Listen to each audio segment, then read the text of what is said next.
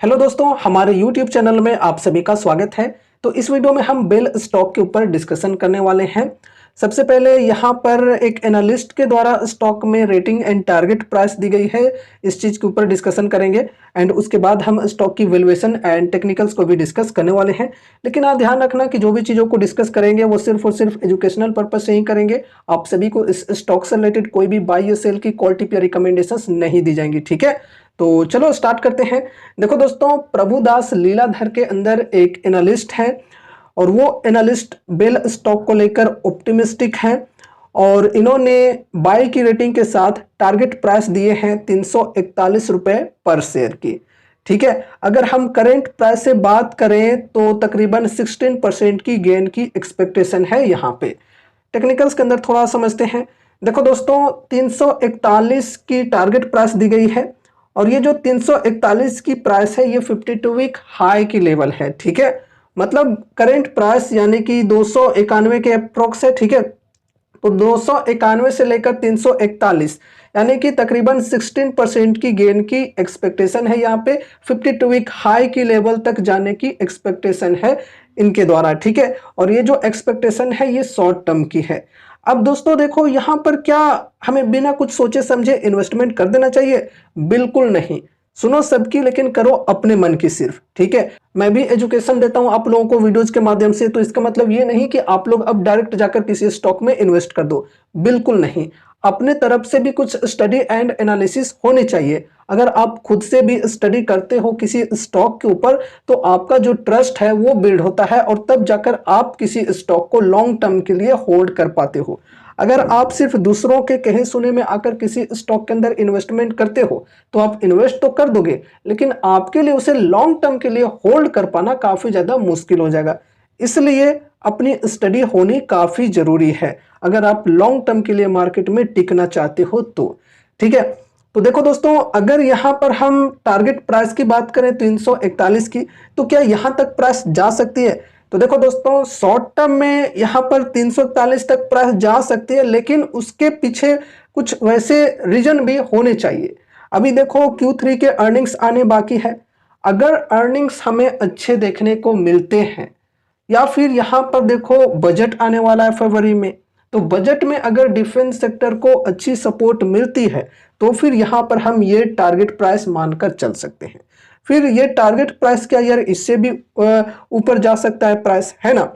लेकिन अगर उस प्रकार की चीजें नहीं हुई, अर्निंग्स अगर अच्छी नहीं आई, कुछ बजट में अगर डिफेंस सेक्टर को अगर कुछ खास सपोर्ट नहीं मिला, तो फिर यहां पर हम स्टॉक के अंदर गिरावट एक्सपेक्ट करके चल सकते हैं। फिर ये जो टारगेट प्राइस है इसे स्टॉक अचीव नहीं कर पाएगा, ये ध्यान में रखकर चलना है। अब देखो दोस्तों, शॉर्ट टर्म के लिए ये चीजें कही गई है तो आपको यहां पर कंफर्मेशन के साथ ही एंट्री लेनी चाहिए और एक स्टॉप लॉस लेकर चलना चाहिए, ठीक है। हम लोग यहां पर शॉर्ट टर्म के लिए डिस्कशन नहीं करते हैं, उतना लॉन्ग टर्म के लिए ही बात करते हैं। अपने चैनल पे वेल्थ क्रिएशन की ही बात करते हैं। लॉन्ग टर्म के लिए अगर हम बात करें तो लॉन्ग टर्म के लिए ये जो कंपनी है ये बढ़िया है। डिफेंस सेक्टर के अंदर अगर किन्हीं को लो रिस्क के साथ चलना है, लार्ज कैप्स के साथ चलना है, तो वो इस कंपनी के ऊपर अपनी स्टडी करके चल सकते हैं, ठीक है। एंड यहां पर अगर हम फिलहाल वैल्यूएशन की बात करें तो स्टॉक पी है 47 की, इंडस्ट्री पी है 75.3 की। तो इंडस्ट्री पी के कंपैरिजन में स्टॉक की जो पी है ये कम है, चलो ठीक है। लेकिन यहां पर अगर हम मीडियन पी के साथ कंपेयर करें तो 5 इयर्स की मीडियन पी है 24.5 की। तो मीडियन पी के कंपैरिजन में स्टॉक की जो पी है ये काफी ज्यादा है। साथ ही साथ अगर हम पीजी रेशियो की बात करें तो ये भी काफी ज्यादा है, 2.94 की है। तो ओवरऑल वैल्यूएशन की बात करें तो वैल्यूएशन फिलहाल एक्सपेंसिव है यहाँ पे। लेकिन एक्सपेंसिव क्यों है ये भी आप लोगों को समझना चाहिए, क्योंकि उस प्रकार से कंपनी ने पास्ट में ग्रोथ भी दिखाए हैं, ठीक है। ऑर्डर बुक जो इनका है ये भी काफी बढ़िया है, तो इस वजह से वैल्यूएशन जो है ये एक्सपेंसिव है फिलहाल। एंड यहाँ पर बाकी आरओसी आरओई बढ़िया है, डबल डिजिट्स के साथ है और अच्छे परसेंटेज में है। फिर यहाँ पर अगर हम डेप्ट की बात करें तो मात्र 60.8 करोड़ की डेप्ट है और डेप्ट इक्विटी रेशियो देखो 0 की है। और डेप्ट के कंपैरिजन में फ्री कैश फ्लो की बात करें तो भाई साहब देख सकते हो 4015 करोड़ की फ्री कैश फ्लो है कंपनी के अंदर। तो कंपनी जब चाहे तब इजिली अपने फ्री कैश के माध्यम से डेप्ट से छुटकारा पा सकती है, ठीक है। बाकी बुक वैल्यू 24.2 रुपए की, डिविडेंड यील्ड 0.75% और प्रमोटर्स होल्डिंग 51.1% है, प्लेज परसेंटेज 0 है। चलो ठीक है। तो ओवरऑल यहाँ पर फंडामेंटल रेशियोज की भी बात करें तो ठीक है। और जैसा कि हमने बोला कि डिफेंस सेक्टर के अंदर अगर किन्हीं को कम रिस्क लेकर चलना है, लार्ज कैप्स के साथ चलना है, तो वो ऐसे स्टॉक्स को देख सकते हैं, ठीक है।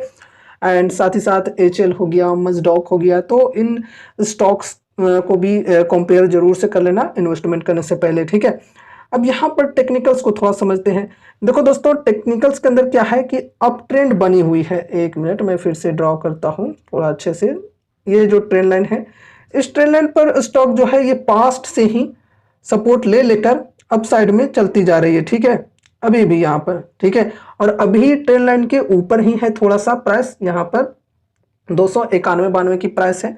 तो अभी देखो मोमेंटम में स्टॉक जो है ये चलते जा रही है। यहाँ पे देखो गिरावट तो आई है स्टॉक में, 52 वीक हाई के लेवल से तकरीबन 14-15% की डिस्काउंट पर, करेक्शन पर अवेलेबल है स्टॉक। एंड यहाँ पर इधर तो 20% से भी प्लस की डिस्काउंट मिल रही थी, हमने उस वक्त डिस्कस भी किया था, ठीक है।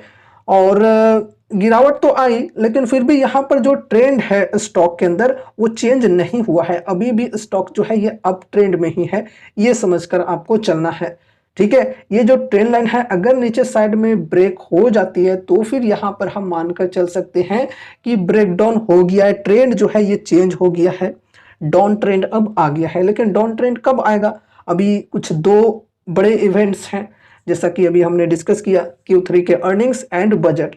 तो इन दोनों चीज़ों में अगर हमें वीकनेस देखने को मिल जाती है अगर से, तो फिर यहाँ पर गिरावटें आ सकती हैं, ब्रेकडाउन देखने को मिल सकती है ट्रेंड लाइन की, ये ध्यान में रखकर चलना है, ठीक है। तो देखो, अगर कोई थोड़ा सा वेट करके चलना चाहते हैं कि नहीं मैं Q3 के अर्निंग्स देख लूंगा पहले, बजट देख लूंगा पहले एंड उसके बाद ही डिसीजन लूंगा कंफर्मेशन के साथ, तो अच्छी बात है, फिर थोड़ा सा वेट करके चल सकते हो। अगर कोई अभी इन्वेस्टमेंट के लिए इच्छुक है, एसआईपी करना चाहते हैं, मोमेंटम के साथ यहाँ पर चलना चाहते हैं, तो सपोर्ट के लेवल के आसपास ही है प्राइस अभी। यहाँ पर देखो, अगर हम स्पेशली यहाँ पर सपोर्ट की लेवल ड्रॉ करें तो ये सपोर्ट की लेवल है यहाँ पर 290 की, तो इस सपोर्ट पर है। साथ ही साथ यहाँ पर ये जो ट्रेंड लाइन है दोस्तों, जैसा कि अभी हमने डिस्कस भी किया, तो इस ट्रेंड लाइन के पास ही है प्राइस। तो देखा जाए तो सपोर्ट के लेवल पर है स्टॉक, तो यहाँ पर बाइंग करने की सोच सकते हो अगर यहाँ पर आप इस मोमेंटम का फायदा उठाना चाहते हो। तो अगर आप डिस्काउंट्स के हिसाब से देखोगे तो डिस्काउंट्स कुछ खास नहीं है, मात्र 52 वीक हाई के लेवल से 14-15% की डिस्काउंट ही मिल रही है। इससे पहले बढ़िया डिस्काउंट मिल रहे थे, 20 से प्लस परसेंटेज में डिस्काउंट्स मिल रहे थे। तो यहाँ पर आप लोग देख लो, अगर आपको मोमेंटम के साथ चलना है, 14-15% का डिस्काउंट ठीक लग रहा है, तो फिर यहाँ पर एसआईपी करने की सोच सकते हो। बाकी Q3 के अर्निंग्स और बजट का वेट करके चलना है तो आप वेट कर सकते हो। एंड अगर आप बेटर डिस्काउंट के साथ चलना चाहती हो तो फिर आपको वेट करना चाहिए थोड़ा सा, ठीक है। अगर आप एटलीस्ट 20-25% की डिस्काउंट के साथ ही एसआईपी करना चाहते हो तो थोड़ा सा वेट करके चल सकते हो। तो दोस्तों, ये रही हमारी आज की वीडियो बेल स्टॉक से रिलेटेड। उम्मीद है कि इस वीडियो के माध्यम से आपको कुछ यूजफुल इन्फॉर्मेशन मिले होंगे। तो वीडियो को लाइक करके चैनल को सब्सक्राइब कर देना और मिलते हैं अगले नए वीडियोज के साथ। तब तक के लिए बाय बाय।